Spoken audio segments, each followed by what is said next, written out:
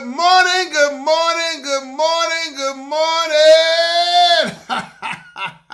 Hey, it's Saturday morning. And ain't God good? And won't he do it? Oh, yes, he will. Oh, yes, he will. I know my children probably saying, Mr. Lee Craft, Lee Craft, Lee Craft. You say the same thing every Saturday morning. I'm going to say Enoch, Ewok, Enoch. That means y'all sure know what to say. Look. Oh, I talked about my nephew. My nephew said, Uncle Andrew, Uncle Andrew, Uncle Andrew. So what's up, nephew? Uncle Andrew, let me hear about your athletic journey when you was in high school. I said, what you said, nephew? What you said, nephew? He said, Uncle Andrew, you need to stop playing, Uncle Andrew. Let me hear about your athletic venture when you was in high school. I said, nephew, we don't have all that time to hear about my story, nephew. Nephew, my story is kind of boring, nephew. Uncle Andrew, I want to hear it, Uncle Andrew. Please, please, please. I said, nephew, are you James Brown? Nephew, Uncle Andrew, quit playing. I said, nephew, I'm not playing. But before we get started, if you have any comments or concerns, please email me at leecraftwhatif@gmail.com or go to Anchor, Spotify, YouTube, Facebook, all those beautiful apps. Look for the animated black man with white beard, smiling and profiling and finally like, y'all trying to size me up. I said, nephew. He said, huh? Nephew, let me tell you a story, nephew. Like I said, nephew, now, if I tell you this story, nephew, now you're not gonna look at me different. What do you mean look at you different, Uncle Andrew? Uncle Andrew, what exactly did you do? I said, nephew, honestly, nephew, I didn't do what you did. You know, nephew, we like a night and day. Like I said, shoot, nephew, you and your uncles, y'all on top of the food chain compared to what I did or what I tried to do. He said, Uncle Andrew, please help Uncle Andrew. I'm just waiting to hear what you guys say, Uncle Andrew. And I said, you shouldn't be. Uncle Andrew, you need to stop playing, nephew. That's just who I am, nephew. But I'm going to tell you the story, nephew, of my athletic journey when I was in high school, and you understand why I said that's the reason you have the potential to be great for academics and also for athletics. You know, you're a game changer. You're a game changer. So nephew, me, when I was in high school, you know, I'm just gonna give you snippets of each grade, right? Ninth grade, you know, guy trying for basketball. I played, but I didn't really want to play. And I had a cousin, Larry Crawford. Larry Crawford was a good ball player, and I had some skill set. If I would have tried out, I probably would have made the team because of what Larry did. If I said he probably got the same DNA, and I didn't think about it, nephew. I didn't try my ninth grade year. I didn't try my 10th grade year, and I tried out my sophomore. Excuse me, not my sophomore year, but my junior year. And like I said, I keep in mind I'm playing ball with the guys in the neighborhood. And sometimes go to the park and shoot ball and stuff, you know. And I was decent. But just think, I didn't have all the fundamentals, and I was still holding my own. So you know, and that year that I tried out in my junior year, nephew, I was killing them, nephew, and I still got cut. I remember Coach Tebby telling me that, well, Mr. Kraft, we're gonna, if you got some guys that have the same skill set, we're gonna take the guy with the lower grade, so he'll be here a little longer. I'm saying, like, man, are you kidding me? I was killing them guys, you know what I'm saying? But those are some of the things that you have to deal with, you know, for as basketball, for as sports, for as coaching, for as doing what you got to deal with. So, like that's why I always say sometimes the best don't necessarily make it. And I didn't have the mindset of Michael Jordan to keep on trying out. I said, shit, man, forget this. I might think I tried my senior year and I was done with that too. But I'm gonna tell you something else, nephew, to get you on a have a little fun, right? Track. You know, I was fast, but I didn't really know how fast I was until I beat some of the so-called track stars. you know, in your neighborhood, you got to racing, everybody racing for that so-called bragging rights, right? And my cousin Wayne Cowan, you know, he was one of the fastest guys. Him and Ron McCray, they were probably, I guess, the fastest guys as far as at that time, you know. And I went out for track, you know, and who was it? Was Cole Brock? Who it was? They put me on hurdles, right?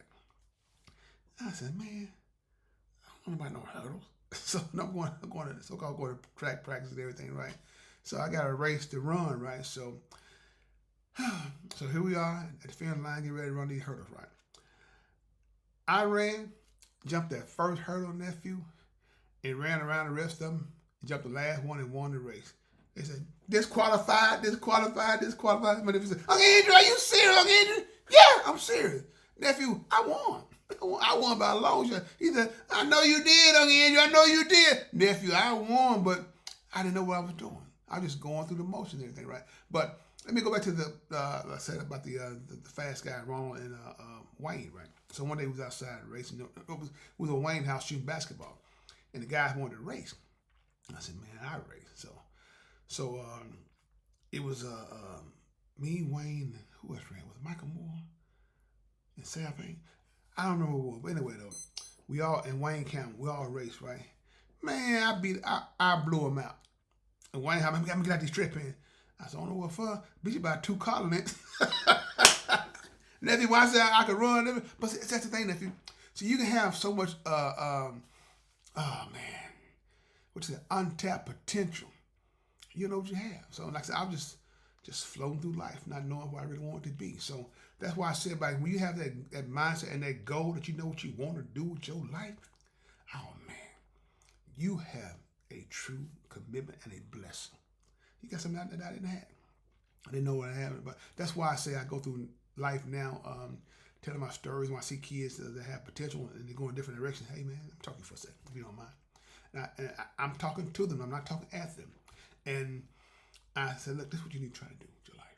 You know, I see what you got this right here, man. You're kind of enjoying this right, man. This is what you need to try to do to get better at what you're doing. You know, and we share those little nuggets with the youth and everything. Hopefully they'll do the same thing that you're doing for them. Pass it, keep on, you know, passing it on to the next generation, until you have a lot of leaders. You have a stronger community that wants to do well.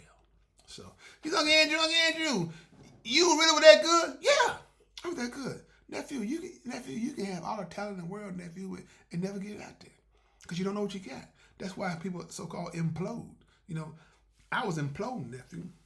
I didn't know what I was doing, but like I said, I thank God that I'm still here with my podcast and everything to share those testimonies, the things that I've gone through and stuff. And sometimes, nephew, it's not meant for me to have those things anyway. You know what I'm saying? Because God, if it's meant for me to have, nephew, God would have given it to me. That's all I'm saying. You know, sometimes, like I said, you wonder and you ponder about, man, what if I would have?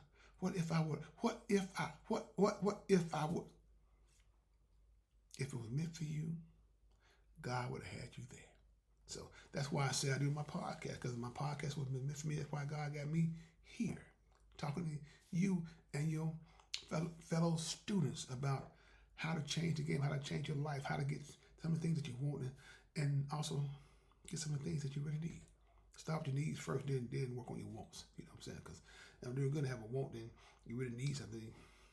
Yeah, it's a double negative. You going in reverse. You doing what Lee Craft did. Uncle Andrew did. Uncle Andrew.